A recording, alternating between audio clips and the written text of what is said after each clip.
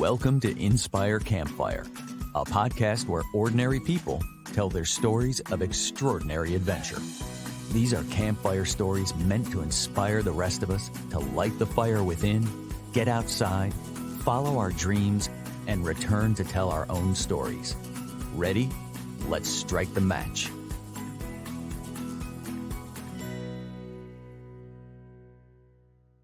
Welcome to the show. I'm your host, Scott Wurzbacher, and today we're going to talk about how a passion for travel can not only become a career, but how it can help change the face of an industry.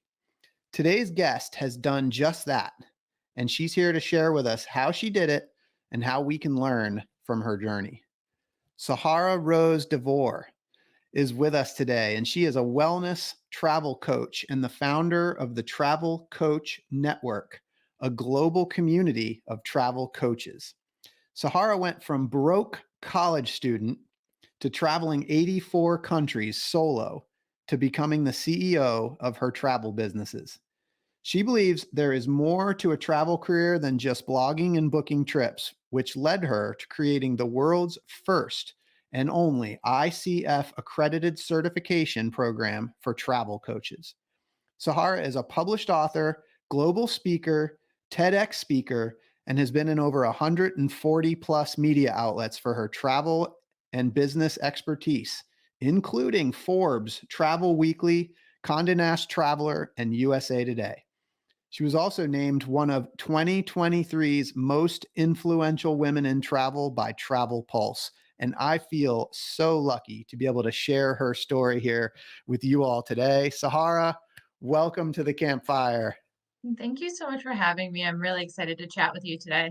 Yeah, I am super excited. I am really intrigued. I wonder if we could just jump right in. I mean, travel is just such an integral part of this whole podcast, but this idea that there's such a thing as a travel coach, man, that's pretty cool. Can you tell us what does it mean to be a travel coach?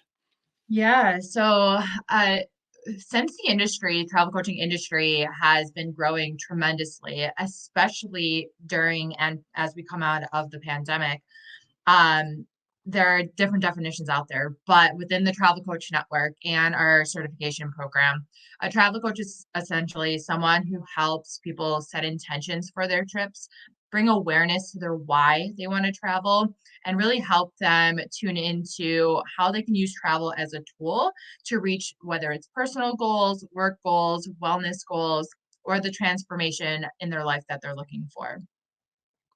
Wow, I love that. I mean, I'm just as you're talking, I'm thinking like a lot of people seems to me just think like but don't even think that deeply. It's just kind of like I need a break. I'm going to go on a vacation. But this setting of intentions and this why, I wonder if you could just go a little bit deeper on that. Yeah, so I think like a good place to start is like why did I start? Where did I think of this or where this first come about? And like you said in the intro, I started backpacking right out of university to figure out my own why, my own purpose in life. Find what happiness looked like to me. I was struggling with anxiety and depression when I was in ever since I was younger, and then it got worse as I was coming to my graduation years of university with all the different pressures in life that you have. And I just said I need to go figure out my life, and I started traveling. And within that, I always say I traveled during a really prime time in the travel industry. I started with a flip phone and a paper map. My phone didn't even turn on for service Yeah. back then. I was the one knocking at hostel doors, asking in the pouring rain if there's a bed for me to sleep in. And often, times got turned down because I didn't do my research on whether there was a festival in town or not. All the way through to, current day where we have every piece of technology and app and social media and platform under the sun to help travel booking and planning easier and more seamless.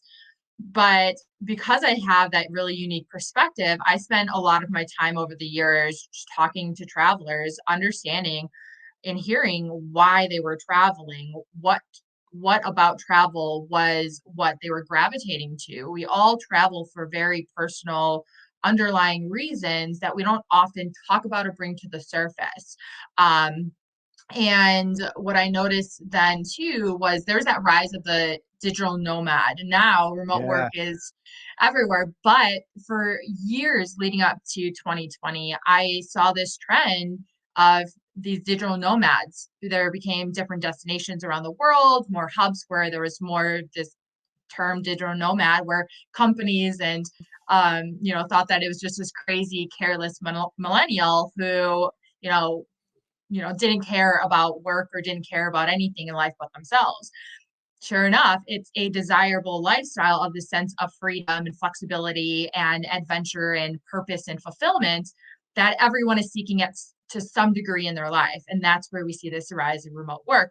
But I was wondering why companies were not paying attention to this when it became the trend of employees or even executives quitting their corporate job. It became like a tagline we hear: quit the 9 to 5 to travel the world, quit the Yeah. corporate job to travel the world. And I said to myself, well, why is it travel? Why are these people not quitting their job to volunteer or to lay on the couch or Yeah, for sure. to, make cook more food in the kitchen? I don't know. It's travel that they're turning to. And I said, well, why are companies not paying attention to this? And then that's when I dove into, corporate burnout and business travel burnout, and really started studying the marketing of tourism and hospitality companies. And realize that they're all doing the same thing and everything remains in the industry at a very surface level. And so that's where I decided that I wanted to add more depth to how people traveled, why people traveled, and how travel was viewed in our lives, because we all use it as a tool to some degree. At some point, every time that we travel, we're different and there's a different reason. And I wanted to bring that to the surface. Wow. So there's so much I want to get into. I mean, you just talked about adding depth to their experience, and I want to go there, but I think we should, just to give listeners context, I want to go back and just kind of talk about your story. This sounds like, I mean, in the intro, broke college student to traveling 84 countries solo to becoming CEO. Can we Mhm. go back to the very beginning, and can you Yeah. share a little bit about us, little Sahara, and what life was like, and what was that spark that created this passion for adventure? Yeah, I mean, even though my name is Sahara Rose, I didn't come from a very wanderlusting family. I am a solo and only child to a single mom. I grew up in a very middle class family that, often struggled to even put food on the table at times. And no one in my family traveled for business. No one in my family went on a luxurious vacation. No one talked about travel. Our extension of traveling was in the family van down to southern Texas to Mexico to visit my grandmother's family. She's from Mexico. And then up to parts of Canada to visit my grandfather's family. But I was so young during those times, I barely remember bits and pieces of the Mexico trips. And then when I was 15, I took with my mom and best friend, an all-inclusive trip to a resort in Dominican Republic. But as we know, those experiences are very sheltered and gated, and Mhm. you are, there's only one perspective of the experience you have there. And that was my extent of it. I was also never someone who knew what I wanted to do in my life for a career. I wasn't like my friends in high school and in college who knew what I wanted to study or what path to take. I was hopping around different types of jobs over the years. I had hopped around different types of topics in school to learn about. That also fits my personality. Yeah. I love learning about different things. I have a variety of skills in different areas. I am capable of a lot of things, but nothing really sat with me that I was like, this is what I want to do. Right. And it was my third year university, and that's usually around the time that you actually have to figure things out. The first 2 years That's of right. university are Gotta make usually some just, decisions now. Yeah. yeah, usually like there's prerequisite courses you have to take and required courses. But it became third year. But I, at that time, was moving across country and my mom was going through a divorce. And I wanted to not come back to my hometown in Milwaukee, but I wanted to come in the Midwest and I wanted to go to a bigger city. And Mhm. I chose Chicago. So I had one opportunity to find a school there. I'd never been there at the time. And I found a school and they had a hospitality and tourism management program.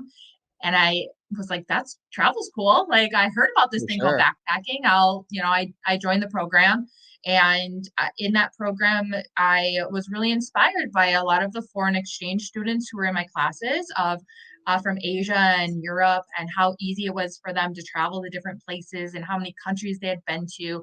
And then we were learning about different destinations, and my professor had been to so many places and he would tell us about that. So there was something in me in that first week of school that I said, I am going to figure out how I can travel. But like many people, and this was back in I graduated in 2010, so that was about 2008 that I started that program. But I was a struggling college student like many people are. I didn't have anyone to turn to help me financially. I lived in Chicago, which is more expensive now than it was then, but my Yeah. rent was $1,000 for a studio. I was barely being able to make money to pay rent, and I was in school full time. So I told myself I'm going to figure it out. And it's always been a thing in my life. If I want to do something, I'll figure out a way to do it. And I was able to change my money mindset for those 2 years remaining of school. And I didn't know how much I was going to be able to save, but I saved quite a bit of money once I graduated. And I was very underwhelmed by the lack of career options that were in the tourism and hospitality industry. Um, that none of them interest me to the degree of how much I wanted to travel at that time. Yeah. And that's why I said I'll just kind of take my own path and my own journey. And I bought that one-way ticket to Ireland. Oh, okay. We're gonna start in Ireland. I want to go back a little bit though. There's a couple things I want to just catch up on. So, um, there was something inside of you that knew hospitality and tourism was a degree that you wanted to focus on, and I think Mhm. it's kind of fun. Like you said, you didn't travel a lot, but taking a van to Mexico and then Canada. I mean, you're crossing country in a van. Like that's a pretty cool experience. And I don't know, that must have somehow got to you from even from an unconscious level if you didn't remember it consciously. But do you remember kind of like the decision making process and what the spark was inside you that kind of led you towards that hospitality and tourism program? It's a great question. I think there's a couple different answers for that. One, I think, well, travel's innate in us, and we all have a natural curiosity to travel, and all love to travel in some way. So, because it was a brand new industry to me and topic, that I said, well, I don't know what I'm going to learn and where this is going to lead me, but sure, I haven't, I tried all these other degrees and topics that didn't interest me. And then I also, when I was in high school before I got to college, I remember hearing this thing called backpacking and backpacking Europe, and I had friends traveling. So it was kind of, I've heard about it. But then also I'm very artistic, and I love nature. And whenever I would see landscapes or destinations, and especially ones with a lot of animals and forestry and the beaches, it is it's just places that I want to be. So there was something in there in me that I said, I don't know where it's taking me, but we'll see what I can learn in this industry. Yeah. So, I mean, it does sound like it was kind of a pull. Yeah, it was more of like an innate pull in me that did interest, and I've always worked in the hospitality is very broad, so Yeah. I've always worked in something in customer service. I worked in Yeah. restaurants a lot. I loved meeting people. And also within me though too is because I've always struggled with an anxiety disorder, um and as humans, we have a natural fight or flight reaction, and I've always had the flight. And so sometimes it's physically a flight. And Interesting. so Yeah. I knew like travel has always been, as many people say, it's an escape. So I thought it was interesting to learn more about this industry that would allow me to escape in some way. I love that. That's so fun. Fight or flight. Might as well jump on a plane. I don't know if it's not the healthiest to fly all away all the time, but that's where my mind was when I was in my, teens and 20s. Yeah, it's such a cool concept, though. I love that. So you used the word innate twice, and I loved when you said travel is innate in us. Mhm. I agree. I just wondered if you could maybe elaborate on that a little bit. Yeah, I think that the different I call them elements of travel.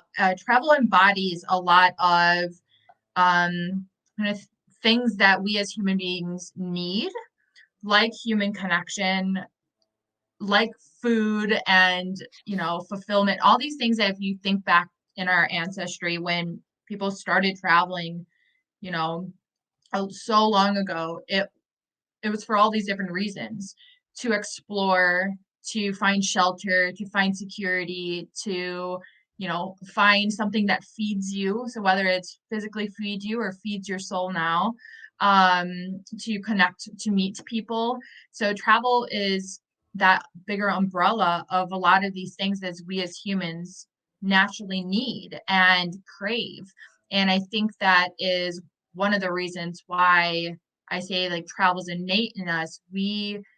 Not everyone is an avid traveler. Not everyone fully understands the power that travel can have on us, but there's this pull. So like I was saying that there's this, when I ask travelers why they travel, many of them don't go the depth yet, and I force them to do that. But a lot of the initial answers that I get are things like one of them is to escape and to get away, to Mm, explore, to meet new people. But it's like, okay, well, if you look at that, like what about those things are, go a little bit deeper. What does that mean to you? What does an escape look like to you? Why do you want to meet new people? It's just a natural feeling. And it's hard to articulate for them as it is for many people just because it's a feeling. It's like, I don't know. I don't know why I need to eat yeah. food. I don't know why I need to meet new people. I don't know why I need to go to this new place. It's just this innate feeling in us as human beings. It's what we've done for so long. It's what has been able to help us survive in so many different ways. And that has evolved over time, obviously. But now travel feeds us and heals us and helps us and saves us in so many different ways now than it versus what it did before. Yeah. And so when you ask those questions, do you notice a common thread amongst the answers that you get? Yeah. Yeah. They're always like I said, the common ones are to explore, to meet new people, to have new experiences, to try new foods, to see new sights, to escape, to have adventure. Those are the main ones. And then when I push them to go Yeah. deeper, Yes. then they'll start explaining, well, it's, to heal from this or to feel accepted from this. So Mm. it's really interesting. Healing and acceptance. Yeah, I mean, I've Mhm. noticed a lot of people that have come on this podcast, adventures that they've taken have often been related to some sort of transition in their life. Oh yeah, absolutely. And that's what we hear this word transformative travel a lot now. It came about quite a bit during the pandemic and as we come out of it. And there's a reason for that. So we also hear things like mindful travel and intentional travel and experiences like immersing in cultures or immersing in nature. All of these have a common theme and all of them lead to just how impactful travel can be on us in so many different ways. Yeah, so you said transformational travel, and that's definitely something that you're hearing more and more. Oh I yeah. wonder, like, could you summarize for listeners, like, what your definition of transformational travel would be? Yeah, because it's like any term out there that when you overuse a term Yeah. and everyone uses it, it kind of loses its initial meaning. But when we take a look at what transformation and travel have in common, it's just the impact that the ability that travel has in to bring us a different feeling, a change in our life, um, to bring us into that next step in life. All of these fall under the category of a transformation or transformative travel. It's opening our eyes to whether it's a new perspective or it's a new phase in our life. And these are all also different answers that I've heard Mm. over the years too, and they fall under that category. Yeah, so we're seeking change in that experience. We want to feel something different in life.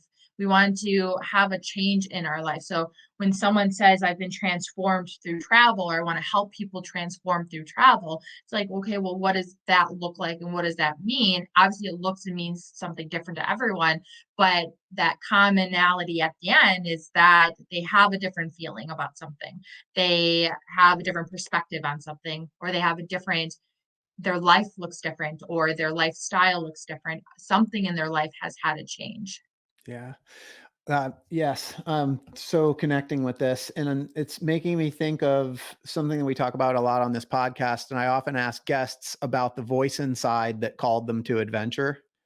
And I kind of think maybe we're talking about the same thing. Yeah, I think so. I think that it goes back to the travel being innate in us, Mhm. and having that, we have that voice, we have that motivation inside of us to travel. We don't often bring it to the surface. And that's where the travel coaching and travel coaches come into play, is because we can have, when we set intentions for something, we can have a better outcome, or a hopefully get to the outcome, or what we say in the travel industry, an experience that we're looking to have. And that is the same thing as transformative travel. That's what brings that transformation. You're setting that intention because I want to feel this way when I return, or I want to feel this way while I'm traveling, or I want my life to look like this when I get back from my trip, or I want my life to look like this because of my trip. So setting those specific intentions for a trip can help you hopefully get that transformation, or get that outcome, or get that feeling that we are looking for from the very beginning. Yeah, and this idea of setting intentions, like, can you just like briefly? I know this is what travel coaching is all about, right? Helping people to bring that out. But what are some of the intentions that come out of that? Well, everyone has a different reason for traveling. So it Yeah. goes back to identifying those motivating factors for why someone wants to go on a trip. So when someone's planning a trip, thinking about planning a trip, gazing over the Instagrammers who are traveling, Googling flights late at night, there's an underlying reason for that. Why someone books that ticket to get on that plane and go somewhere, get on that train or in that bus or whatever mode of transportation that they want. And it's identifying, where's that stemming from? Because when you can bring that to the surface and set an intention for, I understand I feel this way. I understand my life looks like this, or I'm feeling this way. I'm not feeling fulfilled. I'm dealing with, whether it's stress or a loss of a loved one, or I am overworked in my workplace and I don't feel like I find my purpose right now, or, I really wish I could spend more time building my relationship with my partner or my children or my friends or whoever it might be. So bringing that why to the surface, setting those intentions of, okay, this trip can help me achieve this. It can make my life hopefully look like this. It could build our relationship better. Or, I want to work on myself. I need self-reflection, self-healing. I need time alone. I need to get creative, and I'm looking for inspiration for whether it's a work project.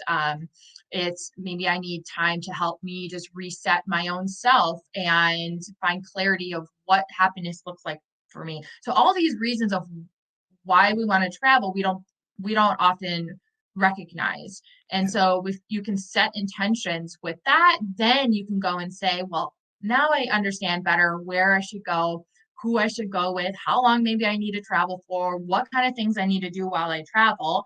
And whether it's, you know, connect with more people, or spend time in a Mhm. place self-reflecting near a body of water and journaling, or, you know, challenging myself, getting myself out of my comfort zone. So there's so many different things we can do while traveling.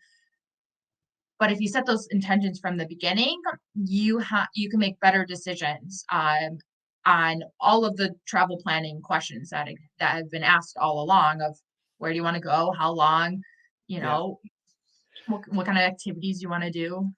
Yeah, and so in this intention setting, just to just go like one little step deeper is, in order to set an intention, you kind of have to know what the intention is. But I'm hearing you say like travel is, or that innate feeling of wanting to travel is a feeling, and we kind Mhm. of sometimes we have to explore to get underneath it. Mhm. So like with people that work with travel coaches, like how often is it that they show up not knowing what their intention is, and you all Mhm. have to work to kind of discover what that is? Yeah, well, most of the time people don't recognize what their intentions are. They just know that there's something within them that wants to travel or that they're aspiring to travel and or that they need to go on a trip, but they don't understand exactly Yeah. why and then can't answer the questions.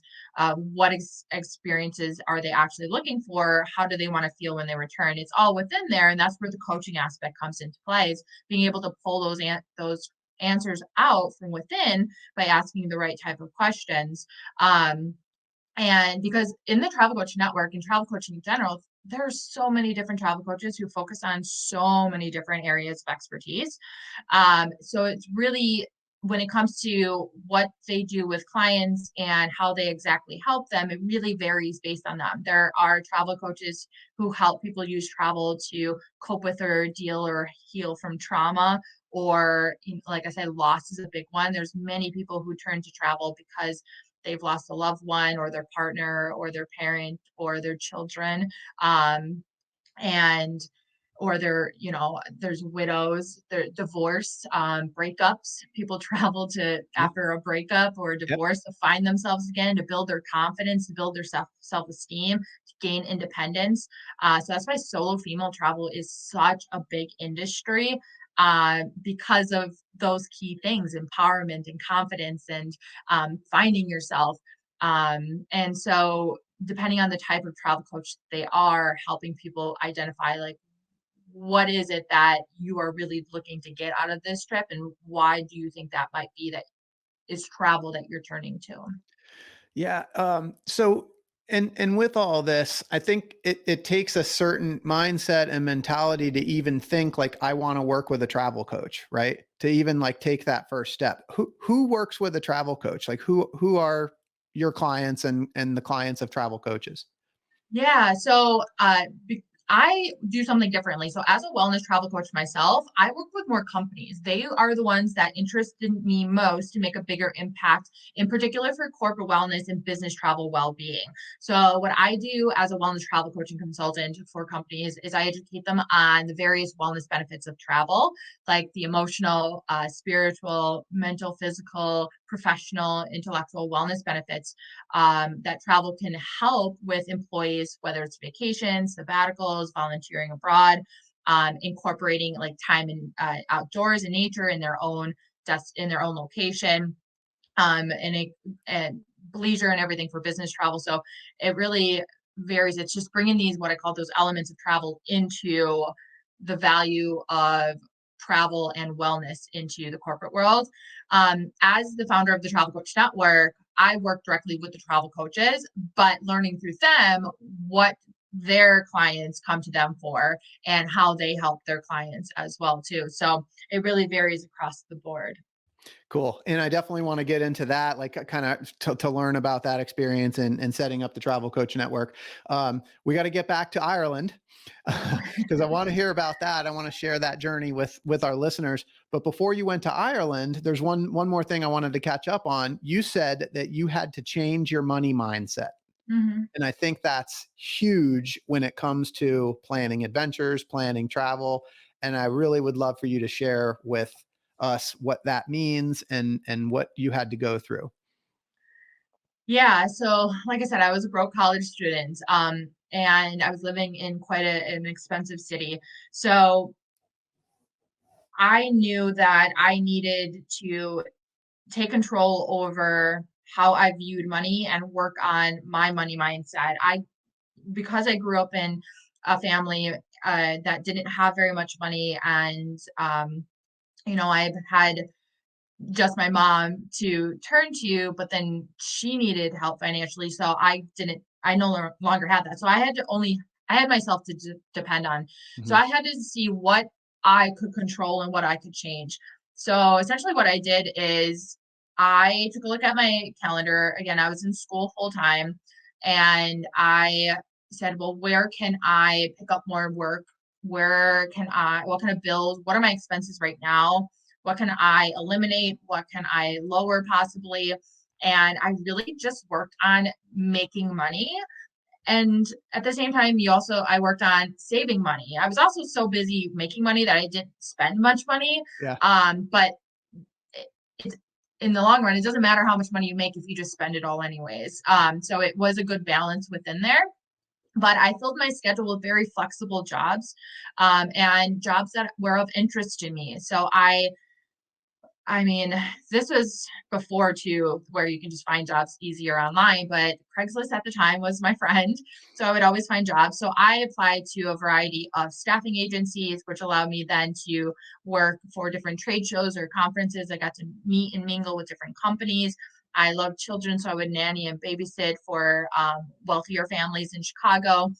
Then when I turned 21, I was able to work in the restaurant. So I had different restaurant jobs and bartending jobs.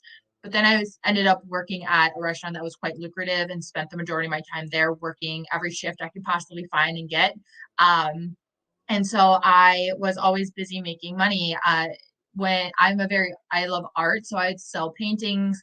I lived in my apartment building at the time, had a recycling room. So I would find people who left furniture and I would drag it up to my apartment. I'd clean it off and I'd paint Yeah. it and I would sell it on Craigslist for, I don't know, however much money.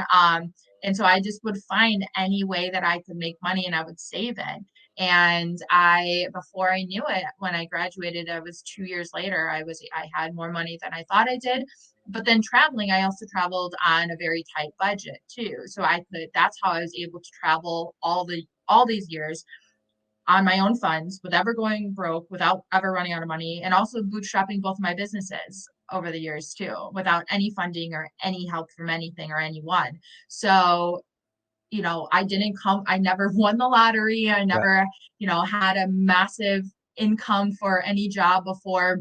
Um, but if anyone's listening, like you really can, it's small little things like that. I used to coupon a lot and save money. One time I had a grocery store pay me to take the groceries out because I used coupons properly. Nice.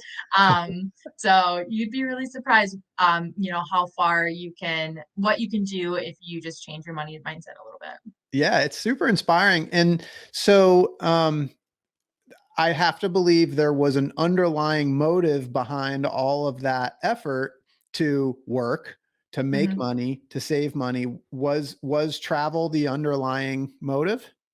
Yeah, my goal was to travel. A couple things. One, I wanted to never be never struggle with money like I saw my mom doing when I was younger. Got it. And I also never wanted to have to turn to anyone to help me financially in my life for any reason. And and then of course my goal after graduating was to travel. I didn't know at the time. I thought traveling was expensive just like everyone else thought. So I just knew I was saving money. I didn't know how much it would cost me to travel until I got into it actually and then realized, all these tips and tricks to be able to travel on my budget. Yeah. So you changed your money mindset. You got it going. You saved up a bunch of money. You bought that ticket. You went to Ireland. Can you fast forward us through this trip? Just kind of give us some highlights, and because you traveled for quite a while, Yeah. and I'd love to hear about that. Yeah, I first went to Western Europe. I had a Eurail pass, which I don't think they have now. It was a month and a half. It was for like, yeah, I had a month and a half there. And then I thought I was going to come home after that trip, and I thought I was going to find a job and work for a company and, make my mom proud for, getting that college degree. And something in me I was like, I don't want to do that. I'm not going to be happy doing that. So I remember I came home for the holidays and I was like, I need to go somewhere warmer. I'm from Wisconsin. So I booked a trip then to Central America for 2.5 months. So I kept kind of extending it to see to test myself and see how long can I travel for and where can I go? And so I never really stopped from then. I would come home for the holidays. I would visit my mom. I moved back to Chicago 3 times to make money in the restaurant industry. I would always kind of keep an eye on my bank account and say, if it gets to this level, then I will come figure it out. But in the meantime, I would enjoy my travels. I would appreciate and give myself grace for all my hard work. And that's why I never worked while I traveled, because I wanted to enjoy my time traveling. And you know, my two longest trips where I did a 2 6-month trips, I think it was. One, I've been on 4 or 5 month trips. So all over the globe. I didn't have a plan in any of it. I really didn't. I printed out a map on the computer and I used that to decide what destination I wanted to go to next. It's amazing. What were some of your favorite places that you visited during that That's time? always a hard one when you've gone to so many, and everywhere in this world is so great and has something different to offer. But I always was gravitating back towards Southeast Asia for sure. In particular, Thailand. It had everything I was really looking for. Everything from nature and the beaches, and the street food and the markets, and the people are so friendly. The weather was warm for me. So I actually flew my mom out twice to Thailand, so she got to travel around Thailand with me. I spent a lot of time in um, South America as well. And a country that I found that was really cool and very diverse in its different regions is Argentina. There, all the cities, it's a really big country, so there's so much to see and do there. So I really enjoyed my time in Argentina, in particular the Patagonian region. I didn't go too far south in the Patagonian region. That's a whole nother trip on its own. But I did go to Bariloche, which is at the top of Patagonia, and it's just stunning out there.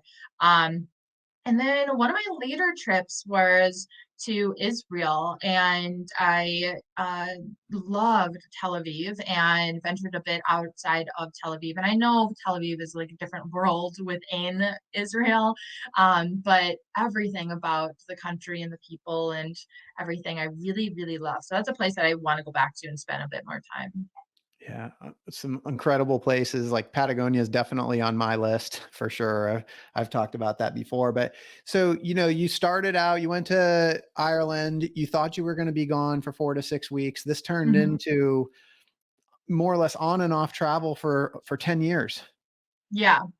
Yeah, I did not know. I had no idea when I first graduated university, when I first bought that Ireland ticket. I had no idea. My only goal was I'm graduating, I'm gonna go on a trip.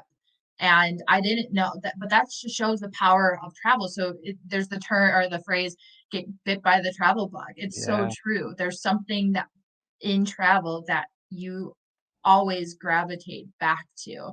And not everyone gets to carry that out in backpacking journeys like I have. Because everyone's life and lifestyles and responsibilities and everything looks differently. But I knew that you can't go back in life. You can't go back and say, I wish I had done. I mean, you can say that, but you can't make it happen. And I had met a lot of older people traveling who were retired, who finally started traveling, or had conversations with them. And I remember hearing another really cool country is Myanmar, Burma. So I remember being on a bus in Burma, and there was an older couple sitting next to me, and they just retired, and we were just chit chatting, and I remember them saying, "Oh, I wish we started traveling like you did years ago." And I remember taking it from them, like, I don't want to be in a place in my life where have, I wish I could have done this, or I wish I did do this, or I regret not doing this, because you don't have that opportunity to go back in time. So that's why everything I do at every phase in my life, I try to make the most of it, and so that we don't live with any regrets. Yeah. No regrets. So you spent 10 years traveling, and this is a passion because it's what you love, but you took it beyond that. Mhm. And you figured out how to make it your career. So how can you help bridge the gap? Like, how do we go from traveling to like making travel your profession, your career? Yeah. So, although I had that degree in hospitality and tourism management, And I put that aside for years. I didn't think I was going to use it. I felt really bad. I was like, my mom helped me go through college. I'm not using this degree, even though I love travel and I was traveling. I didn't see the connection between anything of what I wanted to do Mhm. in the career, because I didn't know what I wanted to do in general. But as I was traveling and enjoying my travels, and the rise of social media and the rise of technology, I was learning more about other types of travel jobs that were outside of what I learned in my hospitality and tourism management program. And of course, there was jobs like a travel agent and travel advisor, travel managers for corporate travel influencers became a thing. People saying, well, just get a job that paid you to travel for business. Travel blogging became a thing, and travel writers, flight attendants, working in hotels. I just went down the checklist and I was like, I don't like any of those things. None of them will fulfill me. Nothing, I don't align with a lot of them. Fun fact, I actually have a fear of flying, so I don't want to live on an airplane. Um, and so I can't fathom being a flight attendant. And I have anxiety, so I don't like planning and booking people's trips for them. So I never thought of wanting to be a travel agent. And even though I have a book and I write a lot of stuff, I'm not a writer. I'm not a fan of writing. So I didn't want to be a travel writer, journalist, or anything. So I said, there has to be something more. Here I am. Not only do I have this degree, which at the time didn't really think much of it, but I'm traveling these places. I have in-depth conversations with travelers. I have a really unique perspective on the industry. I understand travelers. I understand what's going on in the industry. There has to be something more out there. There has to be, but I realized I loved the empowerment side of travel. I'd have friends and family asking me, how'd you do it? I wish I could do it. How do you stay safe? How do you travel on that budget? Where do you think I should go if I want this type of experience? So I loved empowering them to know that they could travel on their own time and budget, but I didn't know what that could look like as a job. And so I gave myself time and I said, when I'm 30, I will figure out my life.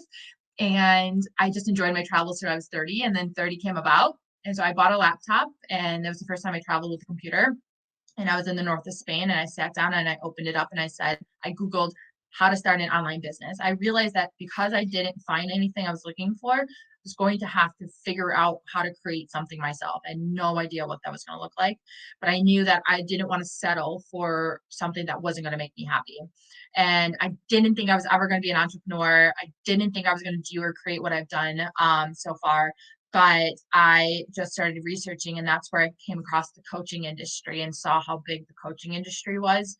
And I just put two and two together and I said, well, I love travel and I want to help people with empowerment. So I then decided to focus in the corporate side of things to make a bigger impact um, in the corporate wellness world, but then had people reaching out to me about travel coaching, and that's where the Travel Coach Network started too. So over the past about, I think it's been 5 years now, been building every day at the same time the Travel Coach Network and my wellness travel coaching and consulting business. Yeah, and so you clearly have the experience to be able to advise people about locations all around the world, the reasons why, like you've got like the whole package. But how do you go from having the skills and the knowledge to starting to like acquire clients and then taking it into the next level where you actually are changing the face of the industry with the Travel Coach Network and some of the things that you guys are doing in there? Can you help bridge the gap from that sort of knowledge to actually making it happen? Yeah, so as a wellness travel coach and consultant, I dove into research. I already knew what I understood from the industry, what I understood from, research within travelers in the Mhm. online space and the online Facebook groups, what people were talking about, what people were looking for. But I dove into research on corporate wellness and business traveler burnout and came across, I studied what all these different companies were doing, what vacation policies look like, what companies were doing anything in the world of valuing travel for their employees, and then I started researching the various wellness benefits of travel, and I spent close to a year doing research, online research in those areas, and then I started that with the with companies. So I do a lot of speakings and got involved with organizations and stuff. So really kind of paved my path in that and made a name for myself because I have a different approach to wellness travel. I don't talk about gyms and spas and yoga retreats and wellness centers. It's not my thing. It's not my perspective. It's not what I believe is truly transformative in the world of travel and wellness.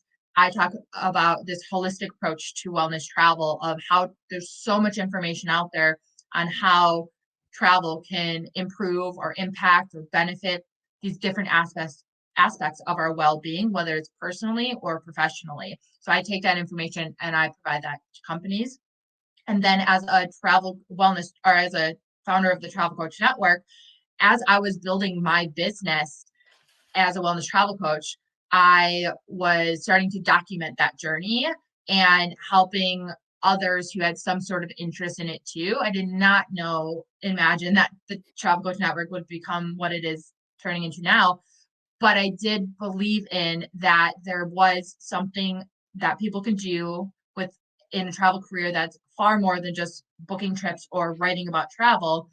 And I did understand and believe in the transformative power that travel has. And as travelers, that we believe in that and that we wanted to bridge the gap between how passionate we were about travel and helping others have that transformation or that change in their life as well too. Yeah, and I've heard you talk about how the travel industry historically has gotten it all wrong. And I think that's part of your sort of your unique approach to this. I wonder if you could talk about that. Yeah, so this that stems off of a recent article that a friend of mine who is I know through the business travel industry wrote about corporate travel. And I said, well, I personally believe that the whole tourism industry, travel industry has gotten it wrong all along. And what I mean by that is that when you take a look at any booking platform, any travel agency, any destination, when it comes to their process of booking the trips, their definitions of personalized or customized or tailored experiences, what they're marketing to travelers and how they market to travelers and the language they use, all of this is at a very surface level and doesn't go the depth that an industry that's so personal and so emotional like travel deserves. Mm. So I think that, and that's where travel coaching and why I think travel coaching is growing so much is that people are realizing that travel has always been used as this tool to help us thrive in our life, but the travel industry hasn't gotten there yet. So when they talk about traveler predictions or traveler preferences or helping people have a personalized trip, it's always been still about you know, do they prefer leg room? What loyalty points do they prefer? How many kids do they have so we can make sure that there's children's options at the resort they go to? Or, do they prefer nightlife or what's their favorite cuisine? Or do they prefer warmer destinations or not? Like that doesn't say much about a person. And every time we travel, our preferences are going to be different. So we can't really use fully past predictions to preferences to have future predictions. And that's what's happening in the industry, with just now the amplification with technology. So the Travel Coaching and Travel Coach Network adds that human approach, that human centric aspect to why and how we travel. Yeah, I'm kind of feeling like they're sort of presenting all of the sort of external stuff, like what you can do when you get there, but it's not really focusing on like really the inner journey and how you're going to feel. Yeah. And I mean, I understand it from a corporate level that they need to stay competitive and they need to offer what makes money. But traveler behavior is changing and it has been changing, especially because of the pandemic. Where we go, how we spend our money, how long we travel for, what we do in destinations, how people are adjusting their lives to be able to travel more and work more freely, but companies are not. There's a disconnect still between what they're talking about and how they're marketing and what they're selling to what travelers are actually looking for and that change in traveler behavior. And so we're seeing small changes like the rise of transformative travel, like sustainable and responsible tourism, adding that that care, that deeper value of travel to the industry, but there's still a disconnect between what the actual tourism and hospitality industry does. I mean, I just came back from a conference or a trade show this past weekend where there were different destination booths, and I would go and I couldn't tell you if I'm looking at all these different countries Yeah. what where one starts and the next ends. They all showed beautiful pictures of the beautiful beaches. They all showed the size of their hotels. They all talked about the same amenities and the same features, but that's not what's going to sell travel moving forward. And so that's where I say the industry has gotten it all wrong. It's almost like it requires the end user, the customer, the traveler to infer, like they see the picture of the beautiful place, but then they have to like, they have to make their own inference on like how that beautiful location is going to affect them, or maybe, or if it even does. But what I love about what you're doing in terms of like changing the industry is you're really bridging that gap on a professional level between like that inner space of how we feel and what we're looking for internally and the actual physical trip itself. And I Yeah. sense that's kind of what you're getting at with this, with this and Travel Coach Network, which I want to just take a minute. Can you tell us what the Travel Coach Network is for listeners? Yeah, the Travel Coach Network is a global community of travel coaches, which within that, there are also travel agents, there's medical experts, there's life coaches, combining travel coaching with what they do in their current role or the business that they're building. And then there's travel coaches who focus in a variety of niches as well, too, who identify as just a travel coach. So it's essentially a community of travel professionals, I call them, that believe in and embody the power that travel has on us as human beings and the transformative power and the ability to use travel as a tool to help people thrive and reach their specific goals. And within that, we have our travel coach certification program, our flagship program, but then we have our community in our Facebook, and we have our other products and courses. But the whole community itself is just people who really believe that there's more to travel than what is already being put out there and how they want to help people through travel too in a more meaningful way. Yeah, it's so awesome. I mean, I can tell like your passion, your experience, like why you've had so much success and so quickly in this industry. If somebody wants to become a travel coach or they want to get involved with the Travel Coach Network, what's the best way to get started? Yeah, well, you can visit us at thetravelcoachnetwork.com. You can find us on the Travel Coach Network on Instagram and Facebook.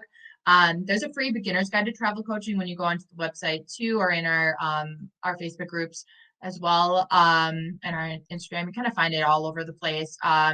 Those are the best ways to get in contact with us and to join our community. And because again, I always say this to my community, it's not about me. I'm the one, I'm the face here, but it's about everyone there. So connecting with each other. There's a lot of incredible human beings in the Travel Coach Network.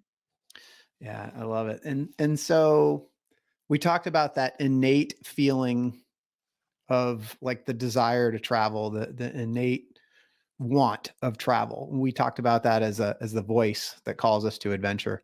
So for prospective travelers, when they hear that voice or when they feel that innate feeling, but maybe they decide to ignore it, or they kind of, you know, just sort of let it kind of come and go, but it keeps coming back. What advice do you have for those people? My advice would be for them to hire a travel coach so they can help Great them answer. Good work answer. through all of that. No, it's an honest answer. It's like because sometimes, whether you hear it from me or you hear it from someone who can best relate to you, there's different reasons why people have limiting beliefs, or there's different reasons why they, don't actually follow through with that wanderlust of theirs, or even that trip, one trip that they want to take. There's different reasons, but there's travel coaches out there who best relate. So maybe it's a single mom who feels too busy, someone working in the corporate world who feels overwhelmed and feels ashamed to take a vacation. Or someone who struggles with loss and feels like they just need time to soul search. There's travel coaches that I can't relate to, and that's essentially why I did build the TCN, is that I can't relate to all of these people, and everyone has different backgrounds and experiences and struggles, but there's so many people out there who can bridge that gap for them. Yeah. Sahara, you have lived an incredible life. I mean, from like you said, broke to traveling 84 countries, becoming the CEO of your business. I can't even imagine what's coming next for you. But what I do know is that at some point, Hollywood is going to pick up on your story and they're going to want to make a movie about your life. And I want to know, when they do, who's going to be the Hollywood actress that's going to play you in your movie? Oh gosh. That's always a funny one, but I don't know. I would just say someone that people often say I look like, maybe. I would say maybe Olivia Munn. People have said I look like Nice. her. Okay. So maybe her. Olivia Munn. Okay. What is your movie going to be called? Oh gosh. Maybe it would be called Wander Rose. Wander Rose. Wow. Okay. That's fitting. I like that. Wander Rose starring Olivia Munn. I'm going to go see that movie. It's going to be awesome. I You can go cannot pitch it wait. to all the production companies now. Yeah. And if people want to find out more about you or get in touch with you or your network, what's the best way for them to do that? Yeah, you can find on Facebook and Instagram the Travel Coach Network or the travelcoachnetwork.com. For me, myself, you can find me at sahararose.travels.com or Sahara Rose The Travel Coach on all of the platforms. Awesome. This has been so much fun. I really appreciate what you're doing for the industry. I really enjoy that you're really pushing the transformational travel out there even more and helping to bring that physical journey together with the inner journey. I think that's great. And for those listening, I hope you've been inspired today as much as I have. Hope that Sahara's story has encouraged you to listen to that voice inside that calls you to adventure, because it's innate. Because we want to hear your story next. If you have a story to tell or just need a nudge to create one, please send me an email. We'd also appreciate it if you'd help us spread the word by leaving a review and sharing or tagging Inspire Campfire in your social media. And until next time, I want to encourage you to get outside. Thank you for listening. Sahara, thank you so much for being here. Thank you for having me.